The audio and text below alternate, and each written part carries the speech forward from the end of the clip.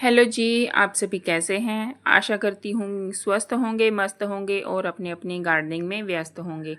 तो आज मैं अपने अपराजिता के पौधे को रिपोर्ट करने वाली हूँ, क्योंकि इसका जो पॉट है वो हो गया है छोटा और रूट्स बढ़ गई हैं ज़्यादा, तो इसीलिए आज मैं इसको रिपोर्ट करने वाली हूँ। और आप वीडियो में अंत तक बने रहिएगा। कैसे मैं रिपोर्ट करूँगी, क्या मैं इसके केयर टिप्स बताऊँगी।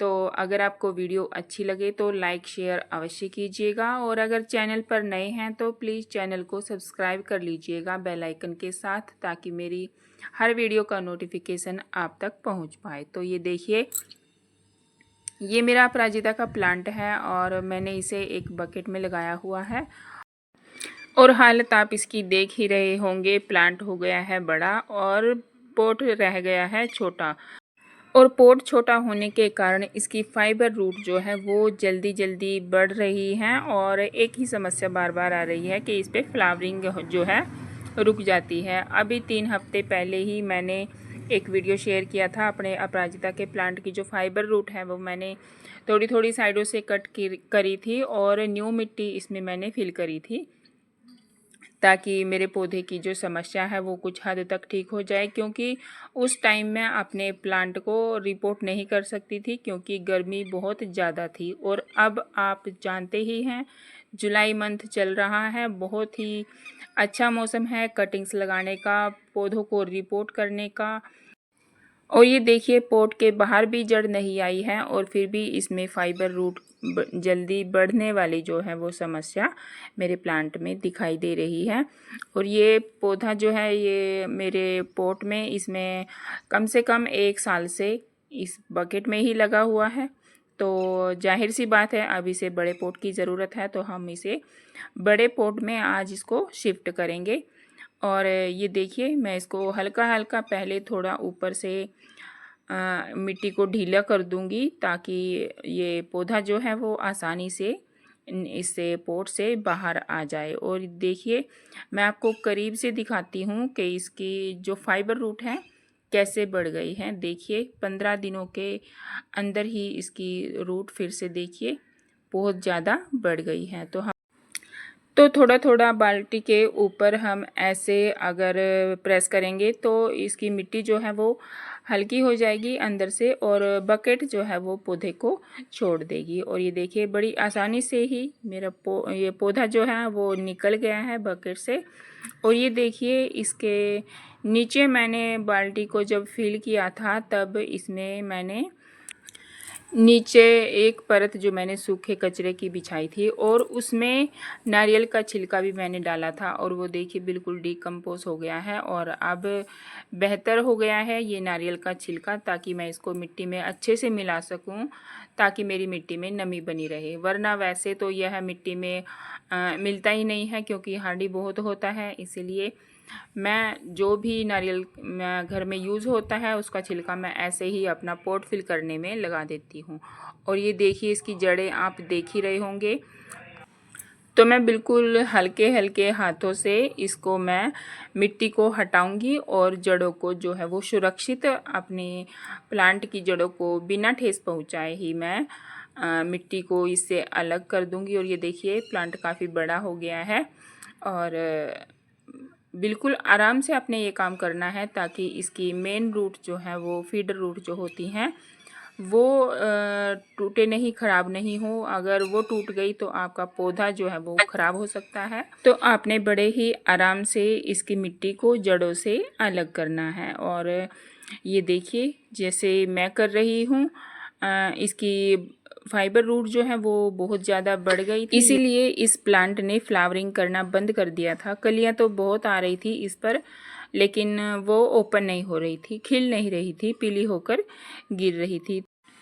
तो ऐसे में प्लांट को रिपोर्ट करना बहुत ज़रूरी हो जाता है। और यहाँ पर मैंने मिट्टी ली है इसमें इसको लगाने के लिए, और इस मिट्टी को मैंने पहले से ही रिचार्ज किया हुआ है।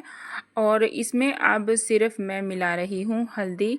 अगर आप फंगिसाइड का, किसी भी फंगिसाइड का उपयोग करते हैं तो वो मिला लीजिए। और इस हल्दी को मैंने इन रूट्स पर भी अच्छे से लगा दिया है। सारी रूट्स पर हल्दी लग गई है। अब हम इसको गमले में शिफ्ट करेंगे। और ये मैंने गमला, बड़ा गमला लिया है, तो अब ये इसके लिए पर्याप्त है। अब मैं इसको इसके बीचों बीच खड़ा कर दूंगी। और इसमें जो मैंने ये स्टिक लगाई हुई है, बांस का जो डंडा लगाया हुआ है, इसके साथ ही मैं इसको रिपोर्ट करूंगी। क्योंकि इससे क्या होगा, इससे सहारा मिलेगा। क्योंकि एक ये बेल वाला पौधा होता है, इसकी बेल बढ़ती है, इसीलिए इसको ज़रूरी होती है, सहारे की ज़रूरत होती है। तो इसको मैं ऐसे ही इसको रिपोर्ट करूंगी इसके साथ ही। तो मिट्टी को फिल कर लेती हूँ। और अब थोड़ा इसकी केयर टिप्स के बारे में जान लेते हैं कि अगर पौधे को रिपोर्ट करते हैं तो उसके बाद हमें क्या क्या सावधानियां बरतनी हैं इस पौधे के साथ। तो सबसे पहले तो अपने पौधे को शोक से बचाना है, ट्रांसप्लांट शोक उसे ना लगे। तो ऐसे में उसे सबसे पहले तो तुरंत आपने छायादार जगह पर रखना है।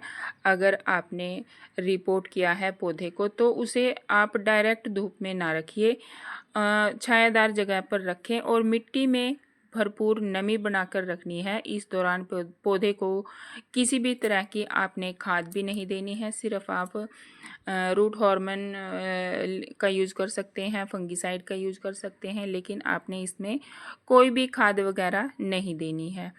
और पौधे को अच्छी तरह से पानी देना है, डीप वाटरिंग आपने करनी है, ताकि मिट्टी पूरी तरह से भीग जाए और जड़ें नई मिट्टी में अच्छे से बैठ जाएं। और ये आपने ध्यान रखना है कि गमले का ड्रेनेज होल जो है वो खुला हो, पानी रुकना नहीं चाहिए। और पौधे को नई जगह पर ढलने के लिए 3 से 5 दिन का समय लगता है। इसलिए आपने कुछ दिनों तक उसे सीधी धूप में ना रखकर किसी हवादार ब्राइट छाया वाली जगह पर आपने उसे रखना है।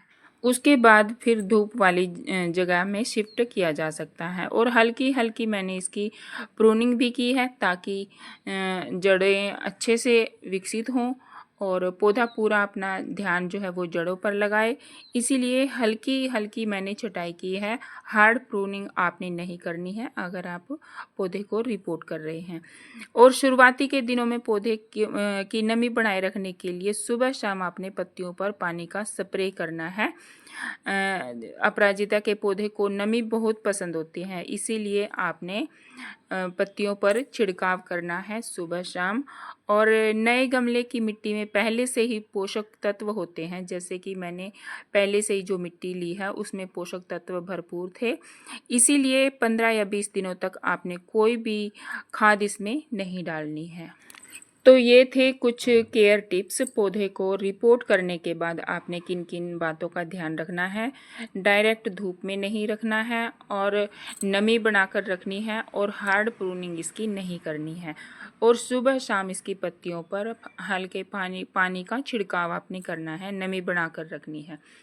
तो अगर आप भी ऐसा करते हैं तो आपका पौधा भी अच्छे से जड़ें विकसित करेगा और शौक में नहीं जाएगा। और अब मैं इसका 2 दिन बाद का आपको अपडेट दिखाती हूँ पौधे को रिपोर्ट करने के बाद। ये देखिए, इसमें जो कलियाँ बन रही थी वो कलियाँ भी खिल रही हैं। ये देखिए कितना सुंदर पौधा लग रहा है। और मैंने जिस दिन इसको रिपोर्ट किया था उस दिन से ही हमारे यहाँ पर हल्की हल्की बौछार हो रही है बारिश की।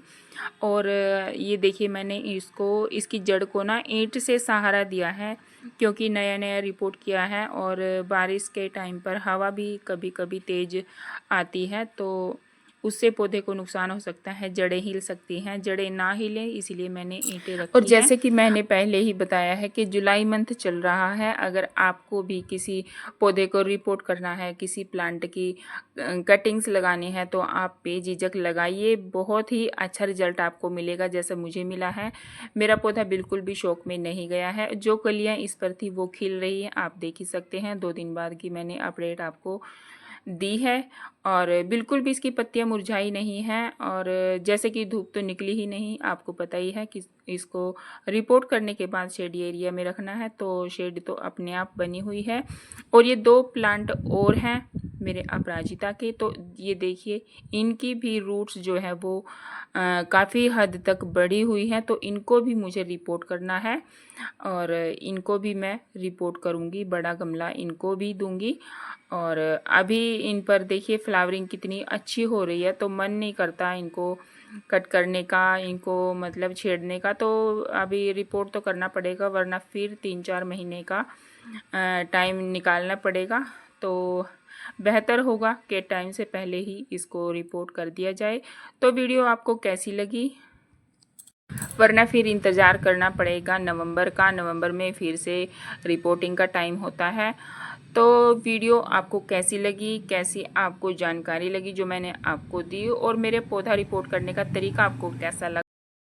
अगर आपको वीडियो ज़रा सी भी हेल्पफुल लगी हो तो वीडियो को लाइक शेयर अवश्य करें। अगर चैनल पर नए हैं तो चैनल को सब्सक्राइब कर लीजिए बेल आइकन के साथ, ताकि मेरी हर वीडियो का नोटिफिकेशन आप तक पहुंच पाए। और मिलते हैं नेक्स्ट वीडियो में, तब तक के लिए हैप्पी गार्डनिंग।